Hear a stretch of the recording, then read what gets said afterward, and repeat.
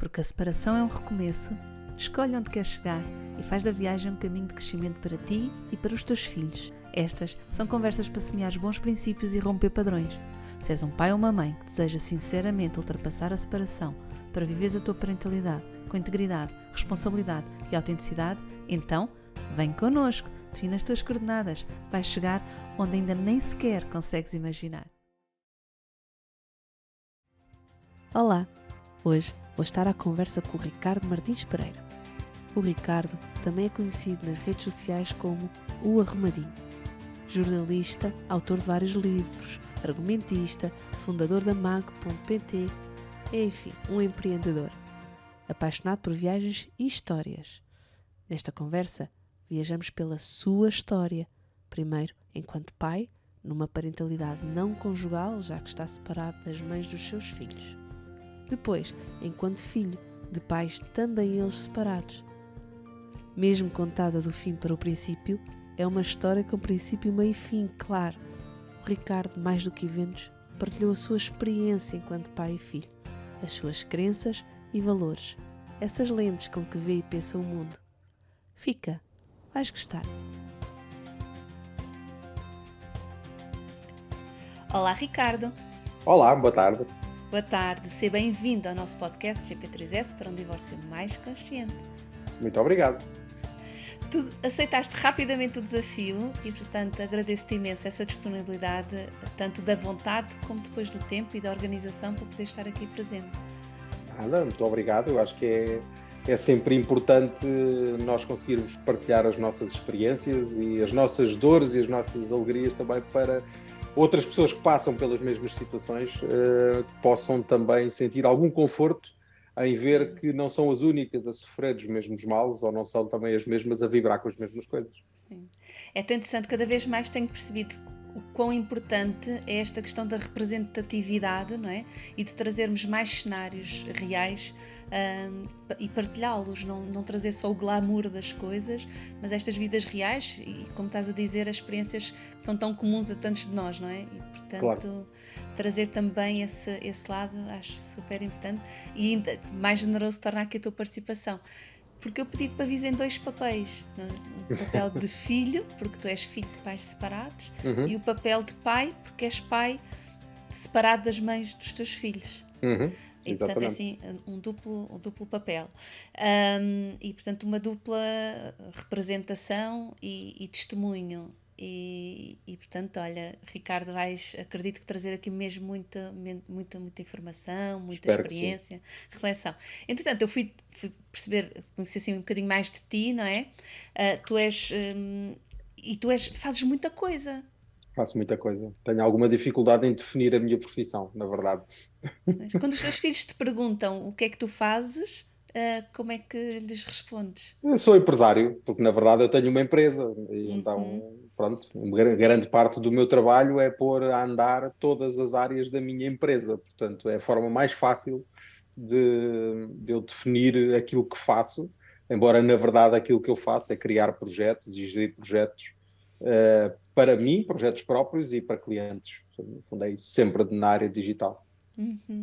E é assim também que te vês? Ou é só porque é mais fácil de explicar? Ou também é exatamente assim que te vês, como um empresário? Não, ou seja, sou mais um empreendedor, não é, do que propriamente um empresário. Sou uma pessoa que anda à procura de oportunidades, não tanto de negócio, mas de coisas que possam acrescentar algum valor à vida das pessoas e que possam facilitar a vida das pessoas, que possam interessar às pessoas, possam divertir as pessoas. Portanto, o meu foco é muito olhar e perceber o que é que em digital não está a ser feito e que eu conseguiria de alguma forma fazer. Ou o que é que está a ser feito, mas não está a ser assim tão bem feito e eu consigo fazer melhor ou consigo melhorar. Pronto, e é um bocadinho isso que tenho feito desde 2014. Okay. Que engraçado, a palavra experiência veio outra vez. As experiências, esta coisa das experiências, para ti, quão importante é na tua vida? Eu acho que tem sido, é sempre aquilo que eu procuro, ou seja, eu muitas vezes dou esse exemplo que é, às vezes Nós apetece-nos muito estar uma tarde inteira em casa sem fazer nada, como eu fico às vezes, e apetece-me só descansar e não fazer nada. Mas já sei que disso eu não vou ter nenhuma história para contar. Ou seja, uma semana depois eu não me vou lembrar o que é que fiz naquele domingo, não vai ser nenhuma experiência relevante para mim. E o contrário é aquilo que eu valorizo. Ou seja, eu já sei que se decidir ir a um sítio onde se calhar não me apetece tanto, mas onde vai acontecer qualquer coisa que me possa deixar uma história para eu recordar ou eu contar, eu se calhar prefiro ir viver essa experiência, porque ela de facto vai nos acrescentar valor. Eu acho que é esse o valor, por exemplo, das viagens, não é? E é por isso que eu adoro viajar e fazer tantas viagens. Não há nenhuma viagem que eu tenha feito na minha vida onde eu não traga histórias que conte repetidamente ao longo dessa mesma vida. Ou seja, nenhum outro momento da vida me proporciona isso, não é? Ou proporciona muito pontualmente. As viagens proporcionam sempre, não é? Portanto, eu acho que essa busca por vivermos qualquer coisa que vai acrescentar, não só nos faz crescer a nós, em termos pessoais e profissionais, torna-nos pessoas mais interessantes também perante os outros, estimula-nos a criatividade, a curiosidade, o conhecimento, e, portanto, tudo isso são coisas que nos enriquecem. E ao enriquecerem-nos a nós, também enriquecem as pessoas à nossa volta, que convivem connosco, porque nós vamos partilhar essas histórias com elas. Eu acho que isso torna tudo melhor e mais interessante. Tão giro. Portanto, para ti as experiências têm a ver também com as histórias. Tem a ver com as histórias, sim. E com aquilo que eu consigo ir buscar e recordar.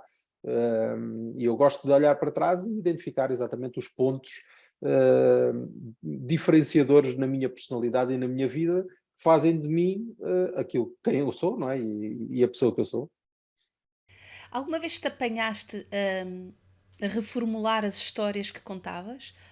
Do género, e não é não é para as alterar, é, olha, eu agora olho para esta história e vejo-a de outra maneira, sinto-a de outra maneira, penso-a de outra maneira, e portanto vou contá-la naturalmente de outra maneira.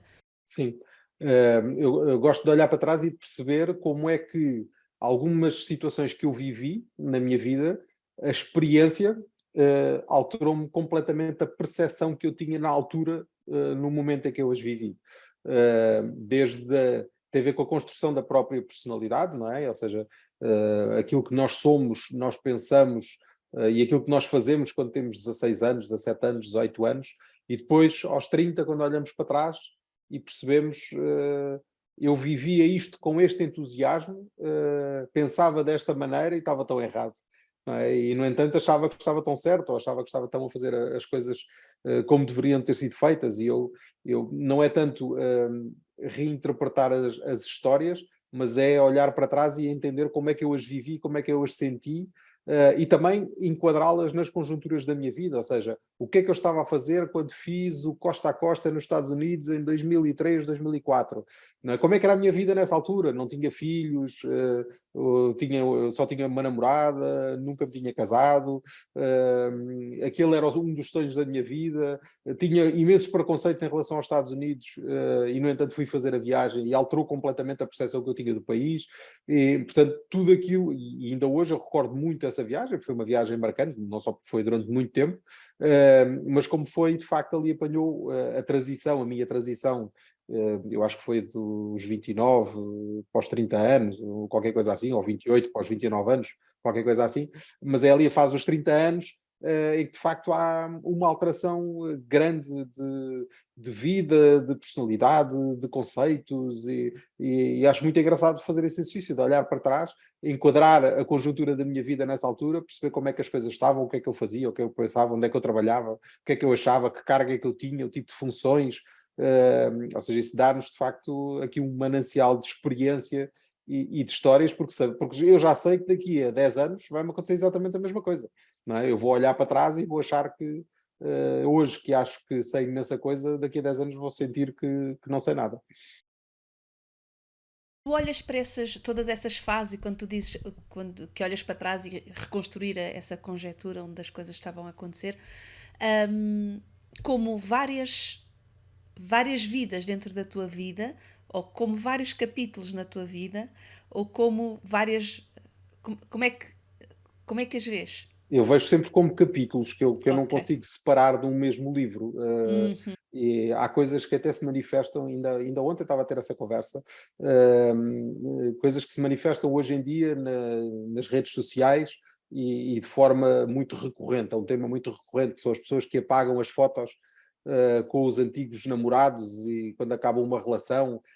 Eu, por exemplo, e eu estava a ter essa conversa aqui, eu não faço, nunca fiz isso, nunca apaguei uma foto porque aquela foto era com uma pessoa que já não faz parte da minha vida, porque essa pessoa vai fazer sempre parte da minha vida e eu não vou extrair esse capítulo da minha vida, ele faz parte e ainda por cima, se forem coisas públicas, não é? Que as pessoas à minha volta sabem e conhecem, eu acho só um bocadinho ridículo estarmos a tentar eliminar uma coisa que faz parte da nossa história e que contribuiu para a construção da nossa personalidade. Todas as experiências boas ou más que nós vivemos, todas as relações que nós temos com pessoas, em situações, seja o que for, isso ajuda a construir a nossa personalidade. Nós hoje somos o conjunto de todas essas situações, de todas essas convivências com essas pessoas, para o bem e para o mal. Nem que seja uma pessoa estar numa relação tóxica e abusiva, com uma pessoa que até pode ter casos de, sei lá, de violência doméstica, não estou a dizer que foi isto que aconteceu comigo, estou a dizer uma pessoa que viva numa situação de violência doméstica e que termina essa relação e pode ter pode ficar com um ódio àquela pessoa, mas no futuro, por ter vivido essa experiência, essa pessoa vai aprender muita coisa, vai ganhar muita experiência que vai permitir com que ela não cometa erros no futuro que já cometeu, não cometa esses erros, vai cometer outros, não é? Que não cometa esses erros da mesma forma, vai ter uma personalidade mais forte, pode obviamente ter os traumas de ter vivido uma experiência complicada, mas isso vai de alguma forma ter um impacto de aprendizagem na vida de todos nós. Portanto, para mim, todos esses capítulos fazem parte da nossa vida e eu acho que não devem ser eliminados, tal como nós não eliminamos o capítulo 3 de um livro quando estamos a ler, não é? Chegamos ao 4, não arrancamos o 3 e deitamos fora. Acho que é um bocadinho essa analogia. Então, para ti, não há pessoas que saiam da nossa vida. Há pessoas que. Há pessoas que estão presentes ou não estão presentes. Elas nunca saem de dentro de nós, porque nós hoje somos o resultado da interação que tivemos com essas pessoas. As pessoas e as relações com as pessoas também podem ser viagens, ou como viagens.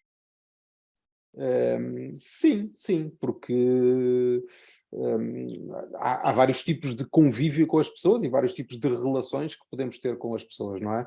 Mas eu diria que relações amorosas ou relações de amizades profundas, todas elas geram um conjunto de experiências, tal como as viagens, não é? Um conjunto de aprendizagens que nós levamos para a nossa vida e que nos moldam. Eu acho que isso é que é o mais importante, que é nós tornamos-nos, em parte aquilo que somos hoje, é o reflexo do cruzamento das nossas histórias com as dessas pessoas, da influência que elas tiveram em nós e nós nelas próprias. Portanto, nós estamos a moldar e a ser moldados ao mesmo tempo quando nos relacionamos de forma mais intensa, profunda ou demorada com uma pessoa. Portanto, eu acho que nós não podemos querer eliminar isso da nossa vida, porque ao eliminarmos isso estamos a eliminar também um pouco da nossa própria história e um pouco daquilo que nós próprios somos, não é? E seja um exemplo, uma pessoa que tem uma relação com um pai que é violento e que sai de casa aos 10 anos e vai viver não sei para onde, ou com uma tia, porque o pai é violento e o pai, entretanto, morre. Essa pessoa vai ser sempre uma pessoa, ou vai ter sempre características e traços de personalidade construídos diretamente com uma ligação com aquilo que foi a infância dessa pessoa e a relação com esse pai. A forma como essa pessoa vai agir com os seus próprios filhos quando for pai vai ter um impacto direto a forma como ele se relacionou com o seu próprio pai. Portanto, e pode ser uma relação, uma experiência muito má, não é? Mas aquela pessoa pode ser uma pessoa traumatizada, pode ser uma pessoa com traços dela própria de agressora, porque ela também foi agredida, e é frequente o agressor o agredido tornar-se agressor. Portanto, tudo isso podem ser resultados da convivência com uma pessoa numa determinada relação, seja ela familiar, amorosa ou de amizade. Sabes que, refletindo sobre o que estavas aqui a partilhar de como somos marcados pela experiência e pela relação que tivemos com as pessoas, também somos marcados pelo que não tivemos com as pessoas, não é? Pelo que poderíamos ter vivido e não vivemos, pelo que desejaríamos ter tido e não tivemos, pelo que gostaríamos de ter experienciado e nunca chegou a acontecer. a ausência e a falta também nos marca tanto como o que aconteceu de facto e o que tivemos de facto. Sim. Se bem que eu acho que o ser humano, como cantava o Variações, não é? Só está bem onde não está e só quer ir onde não foi. E, portanto, nós tendemos, e a experiência pelo menos diz-me isso, ou então é só comigo, mas a experiência diz-me isso, que é nós quando estamos numa situação, numa relação, seja ela com quem for e de que género seja, nós tendemos a sentir que aquilo é bom, ou mesmo quando aquilo é bom, mas gostávamos era de outra coisa. Mas depois, quando estamos noutra relação onde temos essa coisa, mas queríamos era ter uma coisa que a outra relação nos dava, não é? E nós andamos sempre à procura da insatisfação, não é? Eu acho que é um bocadinho variações misturado com a inquietação do Zé Mário Branco, não é? E nós vivemos inquietos, nós somos seres inquietos e eu acho que isso atrapalha uma coisa que é inatingível, que é a felicidade plena, não é? Eu acho que nós nunca atingimos a felicidade plena porque nós somos insatisfeitos enquanto ser humano por natureza, e eu não acho mal nenhum nisso. Eu acho que a insatisfação é um motor de mudança e é um motor de procura por algo melhor, e eu acho que as pessoas devem ser eternamente insatisfeitas, mas, que é ver, não é? Mas enquadrando essa insatisfação nas realidades muito próprias, não é? Aquelas pessoas que não têm nenhum problema na vida aos meus olhos, não é? Mas que são absolutamente deprimidas e que choram por tudo e por nada, e nós olhamos para a vida delas, não vemos nada, a nossa vida se calhar está muito pior do que a daquela pessoa e nós não reagimos como aquela pessoa está a reagir, mas não nos cabe nem temos o direito de nos substituir ao sentimento dela, não é? Às vezes é difícil para nós entender isso. Há pessoas que, sei lá, que morreu um familiar, que tem um filho gravemente doente e tudo mais, e depois vem um colega de trabalho a chorar porque não foi promovido, e nós estamos ali a aguentar aquilo, e aquela pessoa que tem imenso dinheiro porque tem uma família rica, ou por isto ou por aquilo, não tem nenhum problema da vida, a única coisa é que ela tinha a expectativa de ser promovida e o dinheiro até nem lhe fazia assim tanta falta. No entanto, aquele é o problema central da vida daquela pessoa, e a forma como ela reage perante aquela adversidade é uma coisa que nós não podemos nem nos devemos nem devemos querer controlar, não é? Cada um sofre daquilo que sofre, mas é essa insatisfação e inquietação que nós temos dentro de cada nós e que se manifesta das formas mais variadas de pessoa para pessoa, que faz também um bocadinho aquilo que nós somos e que gera a nossa identidade. Achei piada estares a levantar a suspeita de será que sou só eu com esta coisa da insatisfação? Porque, assim, vindo com os jargões todos do neurodesenvolvimento e da psicologia e destas coisas todas, nem toda a gente tem a correr dentro de si esse programa de procurar o prazer e procurar a experiência e procurar. Alguns de nós têm muito ligado a esse programa e esse desejo, essa vontade, e portanto são mais difíceis de saciar na procura dessas novas experiências e novas sensações e novas pessoas. Mas há outras pessoas que correm um programa mais ligado em vez de ser a busca do prazer, dessa coisa de onde está, mais ligado à fuga da dor. E, portanto, o conforto é para elas mais satisfatório do que propriamente a experiência, claro, a pesquisa e a procura. Tanto... Sim, eu conheço muito esse perfil, não é? Do perfil da pessoa acomodada, no fundo, não é? E que prefere o conforto da paz, de não se meter em grandes aventuras, mas, no íntimo, essa pessoa olha para o lado e gostava de ter a coragem de outras pessoas para fazer isto, gostava de ter o dinheiro da outra pessoa para fazer isto, gostava de ter uma relação como a que tem aquela pessoa que lhe faz não sei o que, não sei o que mais, mas ainda assim fica no seu conforto porque é isso que lhe dá paz, e é isso que vai ao encontro da personalidade dessa pessoa. No entanto, eu acho que no íntimo essa pessoa também é insatisfeita, porque gostava de fazer o que os outros fazem, gostava de ter o que os outros têm, mas não tem coragem de o fazer, não tem perfil para o fazer. Não tenho assim bem a certeza, sabes, Ricardo? Eu acho que há pessoas que não estão propriamente acomodadas. São assim. São assim e vão procurando o seu conforto e as suas mudanças, mas a necessidade de segurança, de estabilidade, para elas é francamente superior a novas experiências e novos conhecimentos. E, portanto, acredito que algumas não estejam sequer acomodadas. Vão fazendo as suas procuras, as suas mudanças, se calhar mais gradualmente, com menos necessidade de inputs ou de tanta diversidade de inputs. Só podem ser mesmo pessoas que estejam bem. Eu também reconheço esse perfil do insatisfeito e do procurar e do arriscar e de coragem, vamos para a frente e vamos fazer, mas também muito ligado ao medo do ficar e também muito ligado à insatisfação e também muito acomodados com a procura e com a diversidade. Portanto, acredito que haja de tudo. Acredito que haja Claro, aqui, claro. e misturando esta nossa diversidade toda, talvez seja o que pode nos levar a ficar mais preocupados com a satisfação e é relacionarmos isso com o comodismo, não é? Uhum. Porque a Sim, partir do momento até incomoda um bocadinho esta sensação de estou acomodada, a sério, estou mesmo acomodada. Melhor é começar a procura de o que é que posso mudar, porque se calhar estou acomodada. Talvez quando damos essa conotação que já traz em si um julgamento, uma ideia de que posso não estar bem, pode-nos inquietar de repente, não é? claro.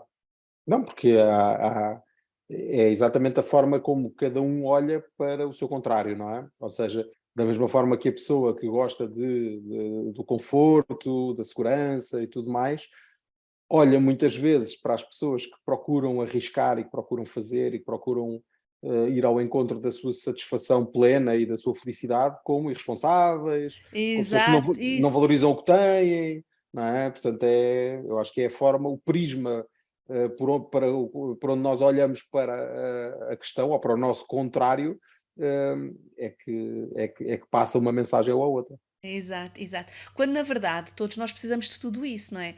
Claro, Também quem precisa de segurança também precisa de experiência e novidade. E quem precisa de experiência e novidade também precisa de segurança, na realidade. E agora, como o fazemos, a estratégia que cada um de nós aprendeu a satisfazer cada uma dessas necessidades é tão diversa, é tão engraçada a diversidade humana, não é? Só por sorte é que somos todos da mesma espécie, não é? Tal não é a diversidade. Ahm, Tu sentes. Está aqui a pensar como é que entrávamos na tua história ou não? Por onde é que entrávamos? Se era da frente para trás, de trás para a frente? como preferires. Só que, entretanto, continuava aqui dentro de mim se sendo esta ideia. Eu, quando estava a procurar sobre ti, não é? Primeiro, olha, ouvir-te a falar destas experiências e desta coisa eu começo logo a imaginar com muita energia dentro de ti, com muita vontade de fazer coisas, conhecer pessoas, conhecer coisas, fazer coisas. Portanto, esta energia toda que para mim contrasta com esta tua, assim, o teu grande label, não é? Do arrumadinho. Uhum. Porque pareces bastante desarrumadinho para quem tem este título. De onde é que veio esta ideia, este nome, este cognome? Também isso vem, é uma experiência que me moldou de alguma forma. Foram experiências que me moldaram de uma forma ou da outra, que foi. Eu, no meu íntimo, gosto muito de ter as coisas à minha volta organizadas e muito arrumadas. Gosto de ter os livros organizados por autores, gosto de ter os DVDs organizados por ordem alfabética, gosto de ter as camisas organizadas por cor e da branca para a preta. Portanto, eu gosto de ter as coisas todas organizadas, as gavetas só com t-shirts, as brancas de um lado, as azuis de um outro, as pretas do outro. Portanto, eu sou arrumado assim. Agora, não é uma obsessão, não é uma coisa que eu faço isto porque eu sou a pessoa mais despistada do mundo. Ou seja, é uma forma de eu me proteger. Se eu não tiver um sítio onde eu chego a casa e ponho as chaves, eu nunca vou saber da minha chave de casa. Portanto, porque a minha cabeça nunca está ocupada com essas coisinhas pequeninas do dia a dia. Não está. Eu ando sempre a pensar noutras coisas. E então, eu nunca sei onde é que pus os óculos, eu nunca sei onde é que tenho a carteira, eu nunca sei onde é que pus.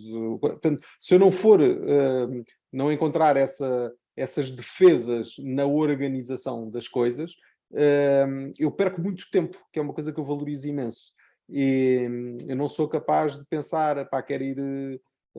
Tenho que levar um livro que eu disse que ia emprestar amanhã e depois passo 10 minutos no escritório à procura, lombada a lombada, a ver onde é que está o livro. Eu já sei, é de quem? É do autor, é o Tolstói, ok. Vou aos russos, está lá nos russos, Tolstói, encontro-o em 3 segundos.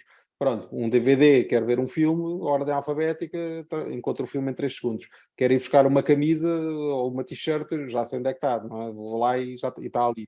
Pronto. Portanto, eu não gosto de perder tempo. E a organização, o ser arrumadinho, tem a ver com isso, tem a ver com a forma como eu gosto de não perder tempo com essas coisas. Agora, por exemplo, eu quando era solteiro, a minha casa era exatamente como eu gostava que ela fosse, não é? E estava arrumada à minha maneira, não é? Exatamente como eu queria. A partir do momento em que entras numa relação e já estás a viver com outra pessoa e depois tens filhos e tudo mais, se eu fosse obcecado com essa arrumação, eu dava em doido, pronto. Eu vivia num pandemónio constante e um inferno. Portanto, eu tenho que me adaptar. Portanto, às vezes as pessoas até olham e dizem, és arrumadinho, mas tens isto aqui desarrumado. E eu, sim, tento viver com 3 putos em casa e vê lá se consegues ter as coisas arrumadas como eu gostava. Não, é impossível. É manifestamente impossível. Portanto, é um bocadinho por aí. O arrumadinho vem daí, foi criado na altura em que eu era solteiro, o blog, e tem a ver com isso, com essa minha arrumação, que era uma característica que muitas pessoas que me conheciam me identificavam logo na altura. Portanto, eu era muito arrumado e tinha a casa sempre muito arrumada, porque as pessoas têm sempre aquela ideia, tipo, um homem solteiro a viver sozinho, ui, a casa deve ser, e chegavam lá e aquilo estava tudo arrumadinho, estava tudo no sítio, as coisas todas bem estruturadas, e pronto, e as pessoas achavam aquilo estranho. Quanto é que os teus filhos te vieram desarrumar? Vieram desarrumar muito, muito mesmo, porque vieram desarrumar, né, também nessa parte da organização prática das coisas, não é? Porque é muito complicado. Uma coisa é um, não é? Outra coisa são dois, outra coisa são três, não é? E isso permite-nos, não nos permite, aliás, ter tempo ou dedicar o tempo necessário a cada um para nós conseguirmos que eles façam as coisas da forma como nós queremos. E então, muitas das vezes, mas eu também não sou obcecado com isso, eu acho que o processo educativo nosso enquanto pais é muito ingrato, porque não há nenhuma fórmula de sucesso, não há nenhum livro de instruções que nos diga se nós fizermos isto, o resultado vai ser isto. Isso não acontece em lado nenhum, não é? Há pais que têm exatamente o mesmo modelo educativo para 2 filhos diferentes e um mete-se nas drogas e o outro acaba a licenciatura em medicina com nota 20. Portanto, e tiveram exatamente a mesma educação, com as mesmas coisas, as mesmas oportunidades e se calhar até eram os 2 rapazes ou as 2 raparigas e, portanto, não há diferença de género, não têm idades próximas. Portanto, não há uma fórmula, não há nada que nos permita em que nos possamos basear e dizer não, é isto que nós devemos fazer para que os nossos filhos sejam assim. Isso é impossível, isso não há. Portanto, andamos todos, os pais deste mundo, a achar numa de achismo a fazer as coisas que nós, no nosso consciente, achamos que são as mais corretas. Ou mesmo que não achemos, há coisas que eu faço e que sei que não são as mais corretas, mas é aquilo que eu posso fazer na altura e não me martirizo com isso. Não gosto de enquadrar as coisas. Sei que, não, uma vez mais, que não era por eu lhes proporcionar ou fazer tudo aquilo que eu achava que era o mais correto, que isso necessariamente ia ter um resultado mais assim ou mais assado. Não acho isso. Há tantos fatores que influenciam a construção da personalidade de uma criança, tantos, que a educação que os pais lhes dão em casa é só um. É só um deles. É importante, claro que é importante. É uma coisa que eu acho que eles no futuro vão olhar para trás e vão reconhecer valor, acho que sim. Vão, quando forem mais velhos e tiverem mais consciência, vão beber alguns desses ensinamentos muitos anos mais tarde, tenho a certeza absoluta. Mas não há um resultado imediato nessas nossas práticas e decisões, naquilo que eles serão enquanto adolescentes ou jovens adultos. Eu acho que ou mesmo como adultos, porque há uns que vão beber isso e há outros que não. Portanto, eu acho que aquilo em que eu acredito é que, passando valores essenciais e básicos naquilo que são os pilares da humanidade e dos valores humanos, não é? Passar-lhes isso, não é? De serem honestos, não roubarem, terem capacidade de trabalho, lutarem pelas coisas que querem, portanto, esses macrovalores, não é? Assentes sobretudo nisso, serem humanos, que é uma coisa que para mim é muito importante, não é? Serem muito humanos no trato com as outras pessoas, serem boas pessoas. Eu, no fundo, que é isso que eu quero. Eu quero que os meus filhos se tornem bons cidadãos do mundo. Não quer lá saber se eles vão ser médicos, ou se vão ser mecânicos, ou se são homossexuais ou heterossexuais, ou se são a única coisa é serem do Benfica, pronto. Isso aí, Benfica ou Sporting, já não me é indiferente. Mas tudo o resto, eu acho que é um bocado indiferente. Acho que é o caminho que eles escolherem para a vida deles. E a vida, quem a vai viver são eles próprios. Portanto, não sou eu. Eu posso sofrer ou alegrar-me como uma consequência direta das decisões que eles tomam, mas a vida, quem as vai viver é eles. Portanto, no fundo, eles só estão a trilhar o seu próprio caminho e a escolher aquilo que eles próprios querem que seja a vida deles. E eu não posso, enquanto pai, determinar isso. Nem quero, não posso nem quero. Não, e se tivesse poder para o fazer, também não o fazia. Porque acho que isso seria amputá-los de um pilar essencial da nossa vida, que é o nós termos consciência da nossa individualidade, da nossa responsabilidade na criação do nosso próprio destino. E eu sou muito, muito pela individualidade e pela responsabilidade individual das pessoas em todas as suas vertentes, e não sou nada da teoria da palmadinha nas costas e do coitadinho que a vida correu-lhe mal porque quando ele tinha 3 anos morreu-lhe um tio-avô e aquilo marcou para a vida. Pá, lamento. Não acho que tenha que ser assim, eu não acho que seja assim. Eu acho que nós temos que ter consciência da responsabilidade dos nossos atos. Foi isso que eu fiz comigo, é isso que eu instigo os outros a fazer, é isso que eu tento passar aos meus filhos. E isso, juntamente com os valores essenciais, os tais de serem bons cidadãos, serem humanos, serem gentis, cordiais, tratarem bem os outros e serem honestos, tudo o resto, para mim, é o que for, é o que a vida reservar. Portanto, não acreditas em fórmulas? Não. Eu também não acredito em fórmulas, aliás, só a ideia de utilizares uma fórmula quando tens vários filhos. Eu tenho 4 filhos, tenho e 2 enteados, e então tenho perfeita noção de uma determinada coisa que eu faço, tendo os 6 a olhar para mim, o impacto que vai ter em cada um é brutalmente diferente. Então, os 6 claro. naquele momento a assistir à mesma coisa que eu estou a fazer e a dizer. E não vai ser igual para cada um deles a forma como recebe aquele acontecimento, como o vive, como o sente, como o interpreta. E portanto, se eu fosse para cada um deles igual e funcionasse sempre igual para cada um deles, tinha a certeza que não estava a dar a cada um deles o que cada um precisava, nem o que faz sentido para a relação que tenho com cada um. A minha relação com cada um dos meus filhos não é igual. Claro, Eu não tenho claro. a relação. Tem naturezas diferentes. Quer dizer, a natureza de mãe-filha é exatamente a mesma. Mas a natureza de como nós nos relacionamos é tão diferente para cada um deles. Porque já tem que ver com aquilo que nós somos e com aquilo que eles são. Porque eles, sobretudo a partir de determinada idade, eles já têm personalidade. Ou seja, a forma como a nossa personalidade joga com a personalidade de outra pessoa, seja nosso filho ou não, claro que tem influência na forma como nós nos relacionamos com essa pessoa. Portanto, e quem diz o contrário, eu acho que está a mentir. Eu acho que ou está-se a querer enganar a si próprio. Eu acho que há muitas vezes que os pais e as mães têm muito aquela coisa de não, os meus filhos são todos iguais e Exato, eu têm trato todos da exatamente mesma está forma. tudo igual. Não é verdade. Isso é pura e simplesmente não é verdade. Acho que podemos querer achar que é assim, podemos achar no nosso íntimo que assim é que seria justo e honesto, mas não é verdade. Não é isso que acontece. Olha, e levando assim o exercício abstrato de, olha, vamos imaginar um pai ou uma mãe que consegue mesmo isso, consegue ter a consistência de tal maneira de fazer exatamente igual para cada um dos filhos, dirigir-se da mesma forma, do mesmo tom, fazer.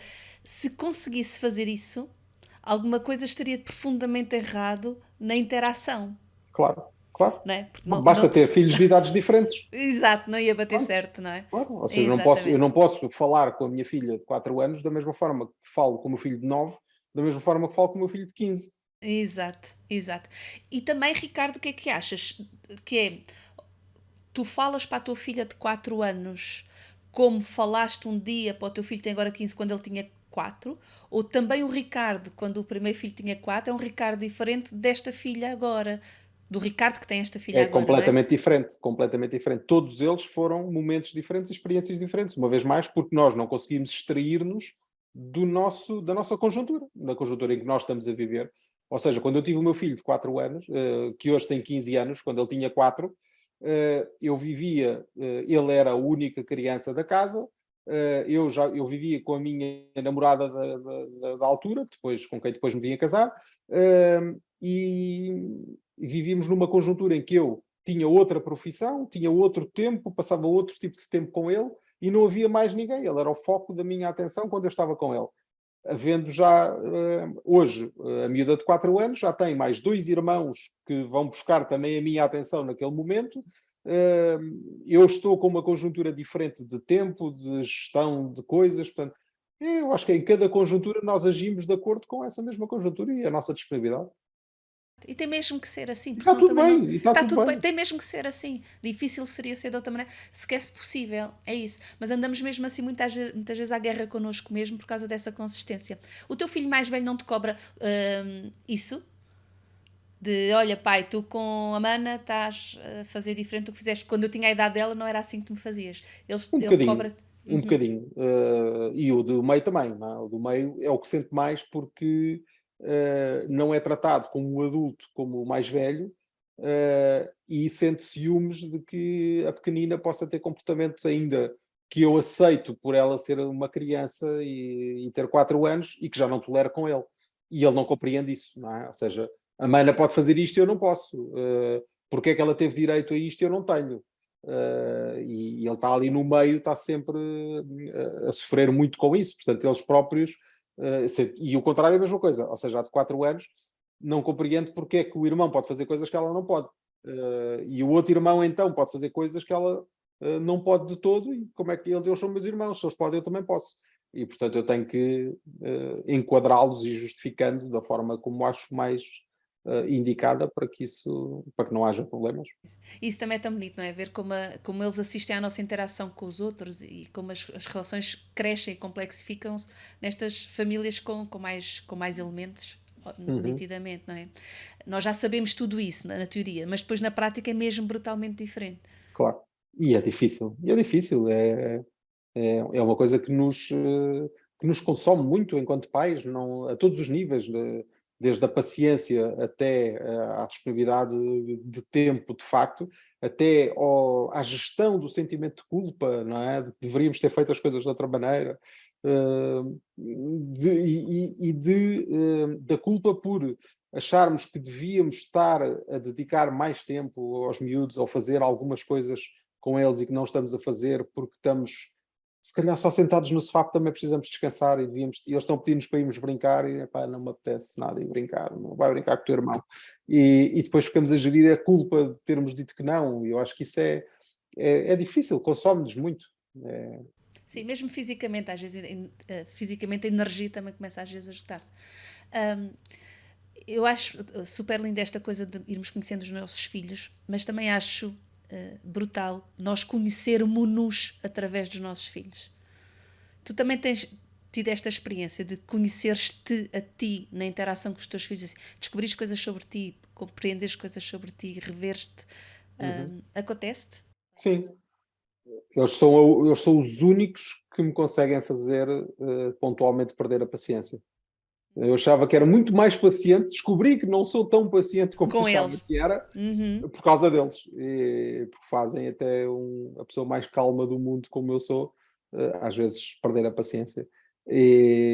Não, mas há coisas que eles próprios nos vão dizendo, e que me deixam às vezes a pensar, não é? Que se devia ter feito as coisas desta maneira, depois tento enquadrar, obviamente, o porquê de eles estarem a dizer aquelas coisas naquele momento, qual é a intenção de eles estarem a dizer aquelas coisas. E Portanto, perguntas-lhe isso? Tu costumas perguntar aos teus filhos qual é a tua intenção? nem sempre. Às vezes fico só, às vezes é óbvio, não é? Outras vezes fico a gerir um bocadinho, a tentar entender e a lê-los um bocadinho melhor, não é? Dentro do momento que eles estão a viver, não é? Mas também já os conheço tão bem que às vezes eles ainda nem abriram a boca, eu já sei o que é que eles vão dizer e porque é que vão dizer determinadas coisas. Portanto, acho que isso também é engraçado. Olha, nós podemos falar, para ti é tranquilo falar sobre o nome dos teus filhotes Claro, aqui? claro, claro que É? sim. Sim, Com o sim. Henrique, que é o teu filho Uhum. mais velho, o que é que tu descobriste sobre ti que ainda não sabias? Ehm, olha, sobretudo descobri, e para mim é o mais importante de tudo, que é a grande dificuldade do que é ser pai. Eu acho que, sobretudo nesta fase, que é a fase incomparavelmente mais difícil, que é da pré-adolescência e adolescência, também ainda não vivi depois disso, não é? Então, ainda só fui até aí, mas já passei as outras para trás e aquilo que nós achamos que é muito difícil, que é a fase em que eles são bebés e mudar as fraldas, isso é peanuts, não é? Não tem nada a ver com o que vem depois, não é? O que vem depois é que é verdadeiramente desafiante, a todos os níveis e eu acho que foi a principal aprendizagem, foi o eu obrigar-me a ter que vestir a pele de um adolescente dos dias de hoje, que não tem nada a ver com o adolescente de quando eu fui adolescente, a todos os níveis, é totalmente diferente. E quando nós temos a consciência ou a convicção de que eu já passei por isso, eu sei como é que é, não é verdade. E porque a adolescência hoje é muito diferente do que era a adolescência dos anos 80, início dos anos 90, que foi a minha. E isso obrigou-me a ir ler muito, a ir informar-me sobre as realidades dos miúdos de hoje, até a forma como eles falam, o calão que eles usam, as expressões. Eu também tenho uma sobrinha que é exatamente da idade do Henrique, tem um mês de diferença, e eu vejo-os e observo-os muitas vezes a falar, a forma como eles falam, o tipo de expressões que eles usam, a forma como se comportam, os sítios onde eles querem ir. Portanto, tudo isso me obrigou a fazer um exercício profundo, sobretudo nos últimos 3 meses, de tentar entender o que está para lá das ações e da personalidade, neste caso do Henrique. E foi é um trabalho duro, é um trabalho esgotante do ponto de vista emocional, e que ainda está a decorrer, e que eu acho que vai decorrer durante algum tempo, mas que me deixou, pelo menos no meu caso, questionou muito sobre o papel enquanto pai, e a função de um pai, o que é que deve ser um pai, o que é que deve ser um amigo, quando é que tens que ser pai, quando é que tens que ser amigo, quando é que tens que ser autoritário, quando é que tens que ser permissivo, quando é que tens que ser compreensivo, e de que forma é que cada uma dessas ações impacta no miúdo, não é? E na forma como ele te percepciona no papel enquanto pai, se está a olhar para ti enquanto pai, te respeita enquanto pai, ou se acha que é só um amigo e pode fazer determinadas coisas, ou pode dizer determinadas coisas. E eu acho que essa gestão, quando eles começam a ser já adolescentes e muito e manhosos, não é? E que não há, eu não consigo enganá-lo, obviamente, como engano os miúdos de 4 e de 5 anos e de 9 até o de 9, não é? E acho que é um jogo muito difícil, Uhum. e que consome imenso. Olha, eu com os mais velhos também, claro, os mais velhos vão sempre abrir-nos caminho, não é? E lembro-me de ter essa dificuldade do que é ser amigo, do que é ser mãe, do que é ser autoritário. É exatamente essa ambivalência, não é? Como é que fazemos esta gestão do nosso papel, que queremos ser próximos, mas também queremos ser orientadores, também queremos ser contentores, também queremos apoiá-los, orientando, e não é só apoiar estando ali ao lado no mesmo lugar, não é? E o que me ajudou imenso, tanto a mim, e eu convido as pessoas, os pais, quando trabalho com os pais e acompanho-os nesta parte da parentalidade, um papel que a mim me ajudou imenso foi passar a ver-me como num papel de liderança. E mais do que agora estou a ser autoritária, agora estou a ser amiga, agora estou a ser mãe, como é que eu posso manter-me em liderança numa relação que eu quero próxima e conecta? Uhum. E isso ajuda-me, mas ainda volta e meia, quando está a decorrer determinados acontecimentos e que ficam muitas dúvidas e angústias, é ok, como é que queres manter um papel de liderança? De liderança não é de mandar, não é de exigir, mas é de informar, é de inspirar, é de orientar. Uhum. E esse papel a mim ajuda-me a Há uma, há reposicionar. uma, há uma dificuldade aí acrescida que é quando de facto os pais estão separados, não é? Ou seja, porque tu és 50% de tudo isso, não é?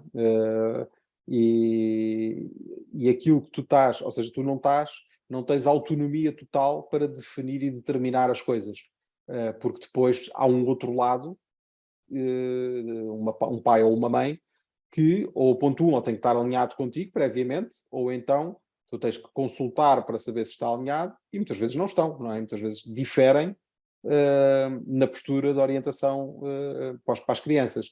Ou seja, muitas vezes aquilo que nos apetecia fazer, dizer, agir, não o podemos fazer porque do outro lado não há uma mesma visão sobre um problema, não há uma mesma solução para uma questão, ou não há um mesmo princípio educativo, e isso acaba por diminuir-nos muito a autoridade do momento, correndo o risco nós de decidir de determinada maneira e depois ele vai para o outro lado e o outro lado desautoriza-nos completamente na nossa autoridade e na nossa decisão. Portanto, eu acho que aí também depende muito do tipo de relação que os pais separados têm, se estão alinhados a 100% ou não em relação às questões essenciais e estruturais da educação dos filhos, da própria relação. Há pais que, por simplesmente, não falam uns com os outros, há pais que separados, não é? Há pais que continuam a ir almoçar e jantar à casa uns dos outros. Portanto, aí depende muito do tipo de relação que nós temos e também da visão que cada um tem do processo educativo, que é muito complexo, muito vasto e com visões totalmente antagónicas, até entre os próprios pediatras. Não, quer dizer, não é só de pai para pai. Sabes, eu creio que isto é opinião minha e vou estar completamente. Isto são imposição de conteúdo, tem a ver comigo. Eu também sei que há pais que estão juntos e também estão totalmente em desacordo. Também sei que há pais que estão juntos e também não se falam e vivem na mesma casa. Portanto, eu creio que essa parte é muito transversal a todas as estruturas familiares e não só pais juntos ou pais separados. E também acho que, independentemente de estarmos juntos ou separados, nós podemos estar no nosso papel sempre a 100%. E podemos estar e assumi-lo dessa forma. Claro que quando as crianças são mais pequenas, isso pode trazer alguma dificuldade, como é que vão gerir isto, mas conforme vão crescendo vai sendo cada vez mais fácil podermos assumir que temos mesmo posições diferentes em relação a determinadas coisas. E podemos estar alinhados estando desalinhados. Acreditas nisso? Sim, sim, acredito. Eu acho é que quando são coisas estruturais, porque quando eles são mais velhos, eles sabem ler essas situações. Não é? Quando eles são crianças, eles têm que aceitar aquilo que um e que o outro dizem. Não é? Agora, quando eles já têm 15, 16, 17, eles sabem ler, sabem procurar os espaços vazios, não é? Ou por onde conseguem escapar-se, conseguem ver onde é que estão os buracos das falhas de comunicação entre os pais. Não é? Portanto, e isso torna tudo muito mais difícil, porque eles são espertos, não é? Eles conseguem jogar nesse tabuleiro onde sabem que está um pai e uma mãe com algumas fragilidades na comunicação, portanto, eu acho que aí eles passam a ser, já não é só entre o pai e a mãe, eles próprios já fazem parte do jogo Mas eu creio que de isso é forma sempre ativa. assim, Ricardo. Eu creio que isso é sempre assim. E não é só entre pais e filhos, não é? Nós, entre adultos, uns com os outros, fazemos um pouco isso também. Claro. Nós sabemos com quem é que devemos ir ter a cada momento, que vai funcionar melhor um determinado pedido, que vai funcionar melhor uma determinada cooperação, que vai funcionar, ou o contrário, com quem é que não funciona de todo, ou o momento. Eu já sei que para ir ter contigo, Ricardo, não, nós não nos conhecemos nesse ponto, mas em princípio, com as pessoas com quem eu me relaciono, eu sei com quem vale a pena pedir determinadas coisas e com quem não posso contar. Ou o momento, olha, eu sei que com o meu irmão, se eu telefonar a determinada hora, vai funcionar bem podermos falar e ele ter a disponibilidade para conversar comigo, e outra hora não vai dar, porque vai correr mal, porque ele não vai ter essa disponibilidade e eu vou me sentir não ouvida. Ou com Uhum, uma amiga, a mesma coisa, não é? Portanto, na verdade, essas interações com esses pressupostos de que eu conheço a fragilidade de um, isso é sempre verdade. uhum. Claro, claro. Entre pais e filhos também é verdade. E é verdade entre casados e separados. Uhum. Eu costumo dizer que a separação e o divórcio têm as costas largas. Porque, de facto, tentamos justificar com a separação e com o divórcio dificuldades da parentalidade que existem em todos os contextos. Claro, e na nossa própria vida, não é? Há pessoas. Exato, Sim. exato. E mesmo fora das relações parentais, não é? Uhum. Então, olha, e com o Mateus, o que é que aprendeste? Com o Mateus é o miúdo mais, eu diria que de todos é o mais fácil de lidar e é aquele Mas que, sobre ti, o que é sim, que aprendeste? sim. O que é que eu aprendi sobre mim mais como na minha relação com o Mateus? O Mateus foi, eu acho que tive uma coisa com o Mateus que não tive com mais nenhum, que foi, eu tirei os 5 meses de licença de paternidade e fiquei eu em casa quando ele nasceu. E isso ensinou-me a ser 100% tranquilo e autónomo em relação a tudo o que seja o trato como uma criança, com um bebé recém-nascido, não é? Ou seja, eh, eu se vivesse sozinho com ele, estava tranquilo, tudo aquilo que é preciso fazer eu fazia, e estava 100% autónomo em todos os momentos, e isso dava-me uma paz e uma tranquilidade que foi importante para mim. Eu acho que um, talvez tenha sido mais isso, ou seja, de que eu sou perfeitamente capaz de fazer tudo aquilo, é que às vezes as pessoas têm aquela coisa, pá, e o que é que... Eu já tinha tido o Henrique, mas o Henrique já tinha 7 anos, portanto já não me lembrava de muita coisa, não é? De dar os banhos e de como é que se segura no bebé quando se está a dar o banho e de mudar a fralda, depois mudar uma fralda quando eles têm 1 ano e meio é completamente diferente de mudar quando eles têm 1 mês, não é? E pronto, então tudo isso são práticas que se readquirem muito rapidamente, não é? E que eu em pouquíssimo tempo consegui perceber isso.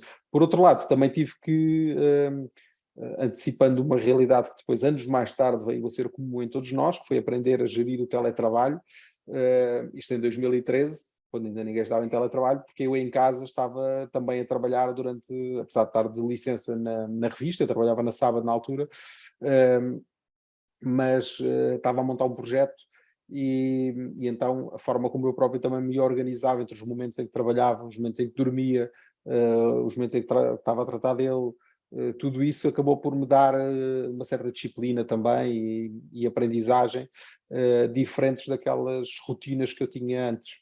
Uhum. Acho curioso usares a palavra autonomia, sentir autonomia no cuidar do bebê. Uhum. Sentes Sim, que muitas porque vezes os pais têm pouca autonomia no cuidar dos bebés? Sim, porque tendem a dividir as tarefas, muitas vezes, tu faz isto, eu faço aquilo. Então há um que depois tem mais dificuldades em fazer uma coisa, em fazer a outra. E, sei lá, eu lembro na altura, a minha ex-mulher não tinha muito medo de dar banho. E era sempre eu que dava, pronto. E não tinha medo nenhum, nem de dar banho, nem de fazer nada. Portanto, mas sente que, obviamente, que se ela tivesse que dar banho, daria, não é por aí. Mas era uma coisa que fazia com mais receio. E eu não senti isso em relação a nada, porque sempre me ofereci, e sempre dei o passo em frente para fazer tudo. Portanto, foi isso. Eu pensei quando disseste isto, estava a imaginar que tem muita, que tinha, que se teria a ver com esta sensação que tipicamente são as mães que tratam dos bebés e depois conforme vão crescendo, cuidar daqueles cuidados do banhinho, da muda da roupa, da comida e que os pais brincam, não é? E depois conforme eles vão crescendo, os pais vão interagindo cada vez mais, brincando, não é? Mas que, e estava a pensar nessa autonomia de o pai a sentir-se, ok, eu estou como, olha, líder Uhum, nesta criação do meu bebê. E não tanto só dessa questão da divisão de tarefas. uhum. Não sentes isso? Não achas que seja uma questão já? Para mim nunca foi, ou seja, eu nunca, para já como nunca tive essa visão de que a mãe é que deve, Ok. é que tem Mas essa não a reconheces, responsabilidade. quando eu te falo nela, não te reconheces de assim, eu não tenho, mas de facto há muita gente que tem. Claro que há, não, e aliás eu diria que a maioria tem, não, acho que é, aliás, se tu fores ver a percentagem de pessoas que tiram a licença, eu diria que é para aí 95,5, não é? Portanto, isso já diz muito de como essa abordagem é feita nos dias de hoje. E se calhar se hoje é 95,5, há 10 anos era 98,2, não é? Ou 99,1. Portanto, mas eu também por já ter sido pai antes, e era o primeiro filho da Ana, e eu já tinha o Henrique, e também porque eu sempre tive mais à vontade no trato com as crianças e tudo mais do que ela, eu assumi naturalmente muitas dessas coisas. Obviamente que ela fazia tudo e participava de tudo comigo, e fazíamos muitas coisas a dois, e não era uma questão sequer quem é que fazia o quê. Agora, eu estava sempre pronto para fazer aquilo que fosse preciso, e fazíamos turnos, e às vezes se tratava um, às vezes se tratava o outro, e era muito assim, sem nunca haver a sensação de que isto são tarefas tuas ou isto são tarefas minhas. É. O que eu acho sobretudo interessante é essa tua sensação de autonomia. Achei Hum. mesmo, pá, que bom essa Sim. sensação de Sim, ou ter. seja, imagina, porque a mãe tem uma profissão em que às vezes tem que ir numa viagem, ou tem que estar 4 dias fora, ou o que quer que seja. Quer dizer, e para mim, eu podia estar uma semana, é mim diferente, não consigo fazer tudo, não preciso de ninguém, não preciso de chamar a minha mãe para me ajudar. Não, a minha vida seguia como igual a todos os outros dias. Isso é tão, tão bom, não é? E para os miúdos também deve ser tão bom essa sensação de que o pai também toma conta da coisa, não é preciso. Claro. Então, e com a Benedita?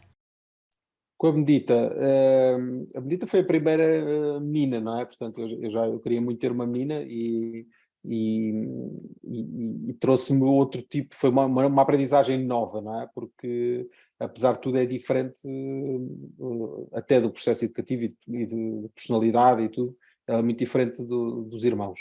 E, e ela apanhou-me também numa fase de vida diferente. Portanto, em que a Benedita é a primeira que nasce quando eu já sou responsável pelo meu próprio negócio e dono do meu próprio tempo. Portanto, Uhum. quer no Henrique, quer no Mateus, nasceram quando eu era trabalhador por conta de outrem. Portanto, tinha uma entidade patronal, tinha dias de férias contados, tinha horários onde tinha que estar em determinados momentos. E a Benedita não, nasce numa conjuntura diferente, em que eu já sou dono do meu próprio negócio, mas para mim isso era bom para o bom e para o mau, não é?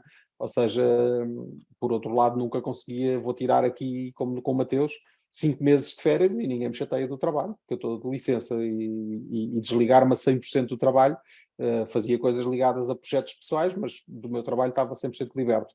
Quando tu és dono da tua própria empresa, não podes fazer isso, não é? Portanto, eu não posso, olha, fiquem aí em autogestão durante 5 meses que eu depois volto, não pode ser. Portanto, eu, por um lado, conseguia gerir de alguma forma o meu tempo, mas por outro nunca me consegui dedicar a 100% durante muito tempo no processo educativo, logo desde bebé.